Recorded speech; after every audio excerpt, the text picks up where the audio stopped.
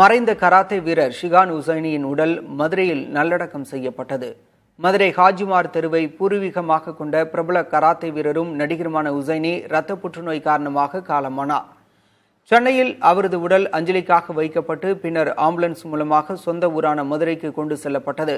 மதுரை பெரியார் பேருந்து நிலையம் அருகே உறவினர் வீட்டில் வைக்கப்பட்ட ஷிகான் உசைனியின் உடலுக்கு அவரது மாணவர்கள் கண்ணீர் அஞ்சலி செலுத்தினர்.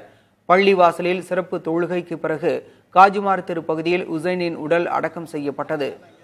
உசைனி உடல் தானம் செய்வதாக அறிவித்திருந்த நிலையில் அவரது உடல் நல்லடக்கம் செய்யப்பட்டது குறித்து அவரது சகோதரர் விளக்கம் அளித்தார்.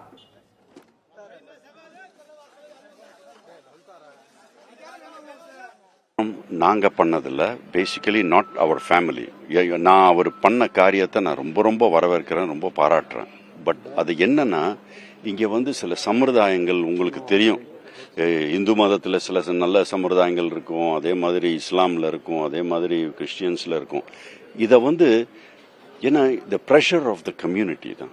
திஸ் இஸ் நாட் இது. நாங்கள் இப்போ நானும் சொல்லுவேன், நான் இருந்தால் என்னுடைய இதை தயவுசெய்து ப்ளீஸ் டேக் இட் அப்படின்வேன். நான் சொல்லிட்டு போயிடுவேன். ஆனால் த கம்யூனிட்டி ப்ரெஷருங்கிறது உங்களுக்கு புரியுது. இது நாங்கள் வேண்டான்னு சொல்லி எடுத்த முடிவு கிடையவே கிடையாது.